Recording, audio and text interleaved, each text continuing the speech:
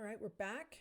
And so, under control theory, we have a basic assumption that the way that we think about ourselves is what's called a negative feedback loop. That doesn't mean bad negative. It means that once the information has gone out, it comes back and informs us again. So it returns. That's the negative part. So what we mean by that is that in control theory, we compare our own performance, the feedback that we've gotten about our own performance, we compare that to some goal or standard that then we reflect back on ourselves. Did we meet the goal? Did we exceed the standard? Like that. So we put out information and then we process it back is the idea. And that's why it's a negative feedback loop. And actually this drawing is a good example of it. So we've got the standard, the goal, and that serves as our comparator. And then we behave in a particular way. It has some kind of effect on the environment. And then we get some kind of feedback about that. And then we compare. And so see how it recurses, comes back on itself. That's the idea. And so in this control theory, the idea is that we are chronically and always comparing ourselves to whatever the goal or standard is. It could be our peer. It could be some top seller from the past. It could be our parents' expectations. There's a bunch of things that can serve as the standard, right? But we use it as our comparator. We make our output. We have some kind of effect that gives us feedback that then we make that comparison again. Now notice down here it says disturbances, because we may have done some behavior and it has some kind of effect on the environment, but there might be other things impacting the environment that aren't us. Us psychologists call those confounds, but these are some other thing besides us that is causing the effect on the environment. Let's say that we are a salesperson and we have been given our little district to sell in. And the last person who held our position in this district had, X number of dollars in sales. And so we're going out with this mindset that, we need to do at least as well as that person. So off we go. So we have that as our comparator. We go out and we start selling and we do our best and we're doing all our calls and meeting with the clients that a lot of them have been long-term clients. And so they should be just easy to keep. But guess what?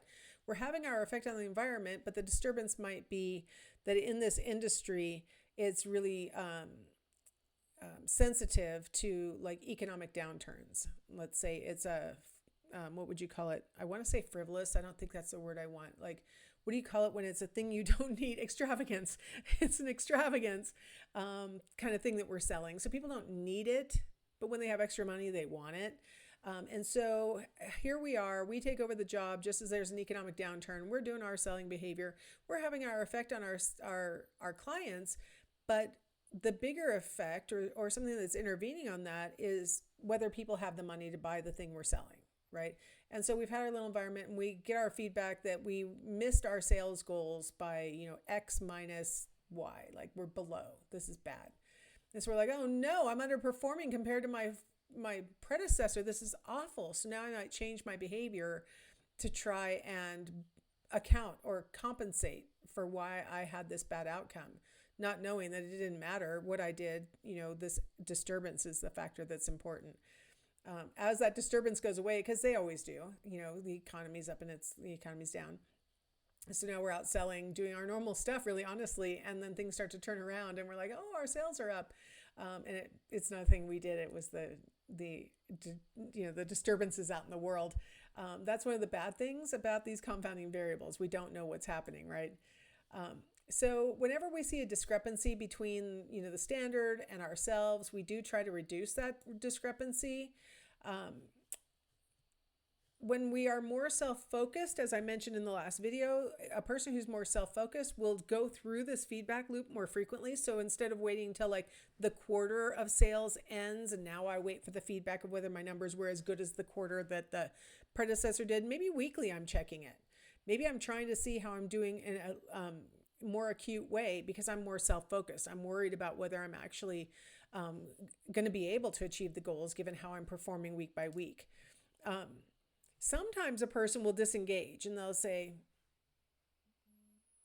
I'm not going to look.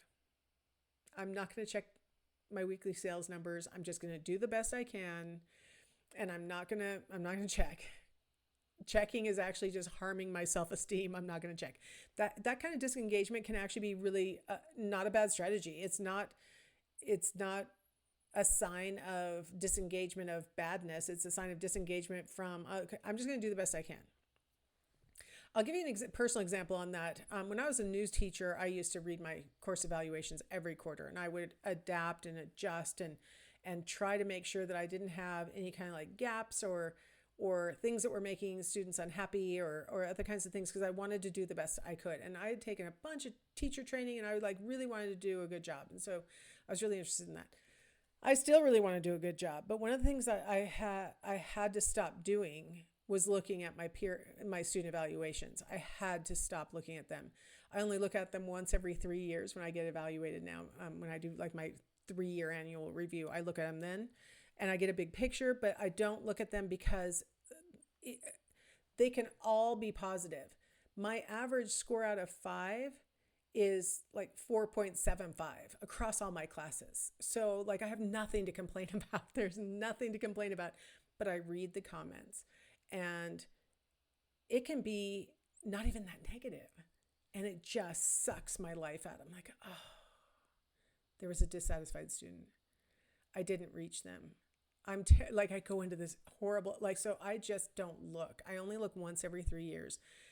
Because I've been doing this long enough, I don't really need to see the quarter by quarter, and I will only see the negatives, and that is not a healthy thing.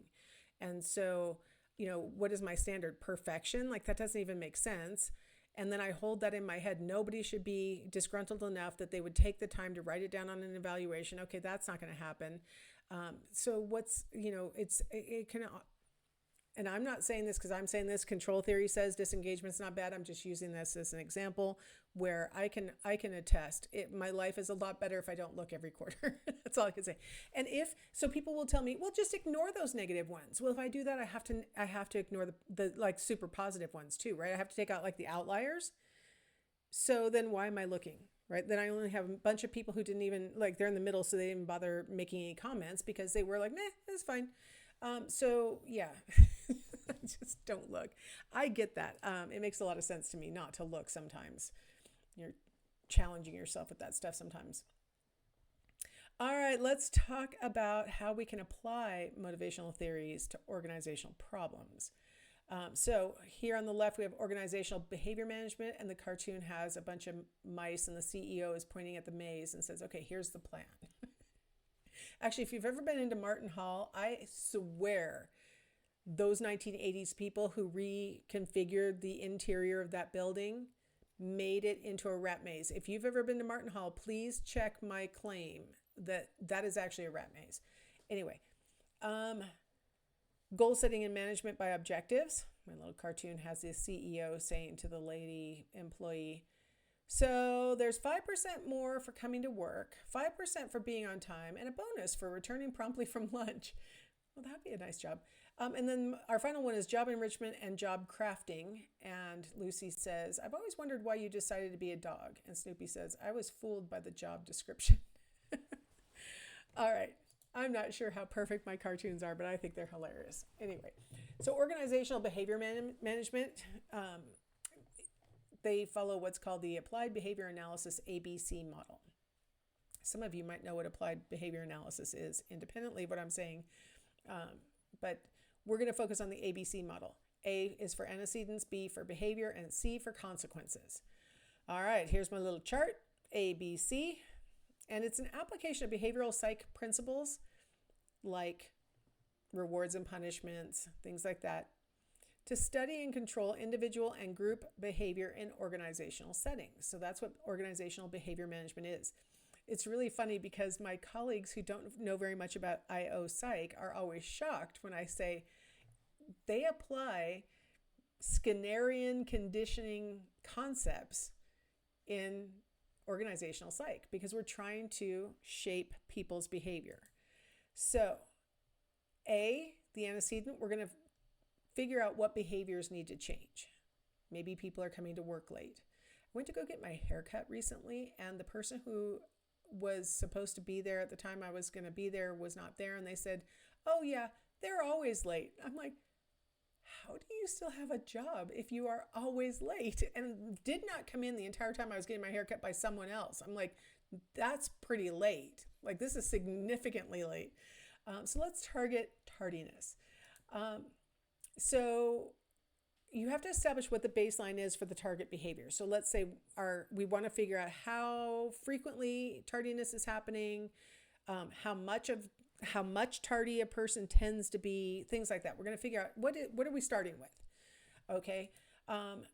During the behavior, we're going to examine the links between current rewards and punishments, and then the behaviors. So maybe they're somehow accidentally rewarding the tardy behavior. Maybe this employee is coming in late because of something they're getting out of it, right? Or maybe there's a lack of punishment for the behavior, or maybe they are being punished for being there in some fashion, right? Like once they get there, that's when the punishment starts.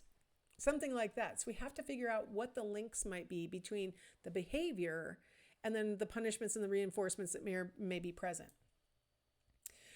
In the C level, during the consequence level, we're going to initiate an intervention program that sets goals and links rewards to goal attainment. So we try and figure out a way to make it very clear that if this behavior is achieved, this reward will follow. And it needs to be a reward that the learner, the employee wants, right? So we set goals. You will be on time 4 days out of every 5, something like that. And so we set that goal. And if you achieve that goal, like each day that you're on time, you get your little, star or token or whatever. And then at the end, when you've reached the goal, then you get whatever the bigger thing is, whatever that bigger reward is. I don't know, gift card or whatever it is. Then we ultimately evaluate whether this process has actually led to an improvement in the behavior, right? Have we actually shaped the behavior?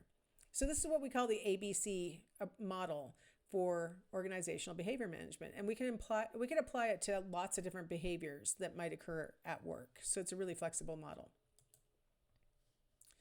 How about goal setting and management by objectives?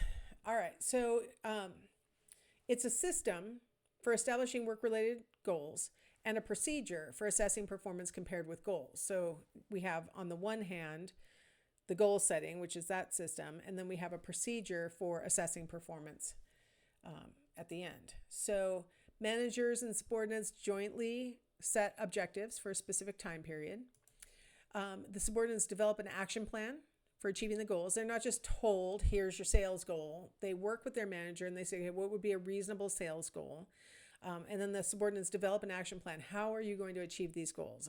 Maybe they have a plan that involves reaching out to X number of cold calls, or going through the old files and trying to reactivate old clients, or whatever their plan is, right? They develop an action plan to achieve the goals. And then the managers conduct a performance review to examine progress. And then there's this participative, both sides again, setting up new goals for the next period. They don't always have to grow. Like, you don't always have to say, okay, good job, you hit that goal, let's make it worse. It could be that, we go, okay, we have reached our goal, let's stay status quo for a few months, come back and check later, whatever. But this way, we're always checking in, we're working together. The person who has to achieve the goals is the one who actually develops the action plan. So there's a lot of that autonomy that DC and Ryan say that employees would like. How about job enrichment and job crafting? So job enrichment is an idea where we could increase motivation potential by strengthening core job dimensions. So those are typically going to be, skill variety, task identity, task significance, autonomy, and feedback. So we're going to enrich the job, make it more motivating by strengthening one or more of these dimensions, trying to make the job more intrinsically motivating. So one important aspect of job enrichment is the feedback part, and part of that is timing. So ideally, feedback should occur as soon after the behavior as possible. So as much as, you have a person who has had a sales call, and then, the supervisor might check in. How did it go? Good job. I'm happy with what you've done. Or, hey, next time, what if you do this? Contingency, right? So feedbacks have to have sort of, um, a pro or a con, right? A good or a bad aspect to it. The feedback type matters. Is it in writing, or is it oral, or is it going in your file? Am I going to give individual incentives, or is it a group incentive? There's pros and cons to both of those. One of the cons of a group incentive is that some people may not work as hard but still get the same incentive as everybody else in the group, and that's kind of a drag, and everybody gets kind of, that seems inequitable when we're doing the work and you get the incentive too. But individual incentive can cause a really high competition environment that can make some people feel helpless. They keep not being the top seller or whatever. And so they can end up feeling like they can't do it. Their self-efficacy can go down. So, it could go back and forth. Rewards and punishments. Rewards do a lot more than punishments tend to do. But you can't over reward. You'll end up with over justification. So like I was saying as my example on the last slide, the idea of giving like little markers of, yes, I see you've done what we want, and then a reward at the end of some amount, right? That way people don't get over saturated with rewards. They know that these little tokens are placeholders, and then they ultimately are going to get their reward. Using punishments sparingly. Skinner says that you should have one punishment for every 10 rewards. That's a pretty good ratio. 1 punishment for, I accidentally said 10 punishments for every reward. 10 rewards for every 1 punishment. The Premack principle says that different things are reinforcing to different people. And so one of the tricks about using rewards is that you have to make sure that you are giving that person something they want. Like for me, it would be really rewarding to receive a nice 1 pound bag of really good black licorice, really chewy, good black licorice. I love black licorice, and everybody else in the world hates it. So I'm going to guess that if I were to give, whoever gets an A on the midterm, I'm going to send you a bag of black licorice as a reward. I have a feeling a lot of you would not want that reward, and in fact might want to try to avoid that outcome again. You might be like, no, whatever it takes to make that stop. So Premack had said, you've got to figure out for your learner what's reinforcing.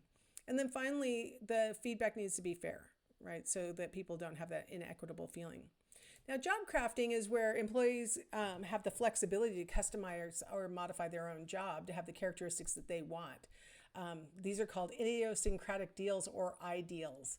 So people can sort of say, well, it's really important for me to be home when my kids get off the bus, so I want to be done working no later than 2:30, so I can come in early. I can work sometime in the evenings after the kids have gone to bed, but I need to be like, I want to craft that so I can do that.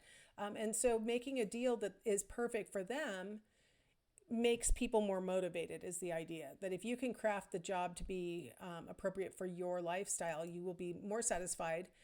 You will have greater initiative. You'll be more engaged with the job. And so there's a lot of push to try and get more organizations to include ideals so that you can have employees who are satisfied with the job situation. All right. Well, hopefully you found that I covered most of this stuff. It's not, as usual, completely comprehensive because I want you to read the book. But otherwise, I will see you in the next chapter.